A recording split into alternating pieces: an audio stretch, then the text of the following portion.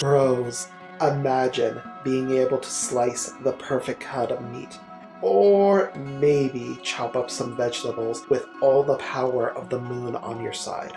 So, magic swords are common enough in fiction. In the world of Songs of Chaos, dragon riders craft the metal used in their weapons by infusing their dragon's magic right into the steel, creating what they call dragon steel. Now imagine you go through the process of crafting a brand new blade and notice, I have some metal left over. If you're a Holt cook, a boy who spent most of his life as a cook's apprentice, you craft yourself a chef's knife.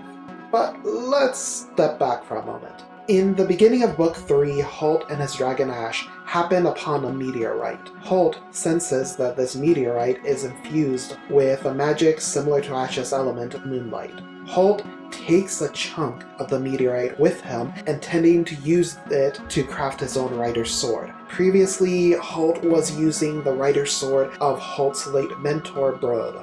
Being made of dragon metal, Brode's sword was quite excellent, but it was made of earth magic, not moonlight. And even if it could channel the correct element, Brode's sword wasn't made by Holt, so he wouldn't be able to channel magic through it anyway. A writer had to be using their own sword to get the most out of it. That's how it worked in this universe. A few chapters later, Holt manages to reach the capital of his country, where the dragon riders had set up a forge. With the help of Pyra, a fire dragon, Holt went to work on the meteorite. Like normal metal, dragon steel had to be very hot while working. Most writers used the dragon to heat up the metal while they worked the steel, which naturally gave a writer with a fire dragon a bit of an advantage here. Holt and Pyra tried working the meteorite, but no matter how hot Pyra's fire burned, they just could not get the damn thing to melt. Keep in mind that prior to the start of the story, Pyra had assisted Talia, her own writer, in forging her own blade.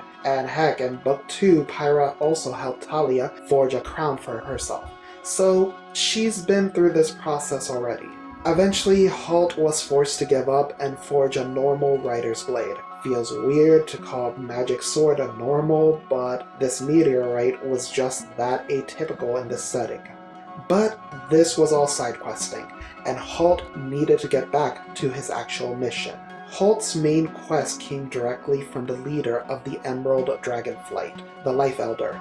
You must find my kin and convince them to join us against the Scourge. But Elder, wouldn't one of your dragons be better at convincing the other elders to join our cause? Ow! Don't be a little shit. During the events of the second book, Holt happened upon the Mystic Dragonflight. Holt approaches the Mystic Elder and recounts the words of the Life Elder. Will you help us? And the Mystic Elder is like, I have looked at 14,605 potential futures to find one where we win. And? You're a little bitch in all of them. So after the Mystic Elder refused to join them, Holt and Ash began side questing. After making his own rider's sword, Holt gets a lead on the potential location of the Fire Dragonflight and heads on over there, eventually finding them hiding within a volcano. Holt approaches the Fire Elder and recounts the words of the Life Elder. Will you help us? The Fire Elder replies, A parasite has drained me of most of my power. Slay the parasite for me and return my strength, and fire will burn the scourge from this world, and anyone standing in our way. Wait, I'm sorry. What was that last part? Fire will burn the scourge from this world. Alright then? You see, this parasite had the ability to absorb the element of fire, which Holt and Ash did not use, hence why they were given the quest, and not another member of the Fire Dragonflight. The two managed to defeat the parasite, who turned around and says, KYS? and just immolated itself. The two then go on another detour and manage to use the parasite's ashes to create a potion they hope will restore the Fire Elder's strength. The Fire Elder drinks the potion and begins absorbing heat from the environment around him. Quick reminder, they are in an active volcano right now. Prior to this, Holt was using his magic to shield himself from the heat of the volcano. Yeah, he no longer had to do so. By the end, it was heavily suggested that the Fire Elder was stronger than he ever was, probably one of the single strongest creatures in this world, and now he was on the hero side, so what could go wrong? 5 minutes later. Fire will burn all who refuse to submit. We'll just check up on him later. So Holt asked the Fire Elder for assistance with the meteorite. Holt intends to melt the dragon steel of his rider's sword and let it fuse together with the meteorite. Together with the Fire Elder, Holt is successful. Holt uses Ash's magic, his own spirit, and a hammer to work the fused metal into a new sword.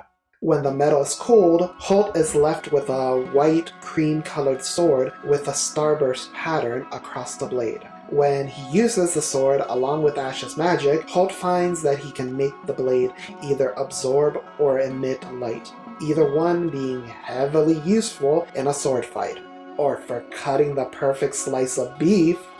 As I mentioned earlier, Holt has some of the fused metal left over. Asking one last favor of the Fire Elder, Holt works the metal into a cooking knife.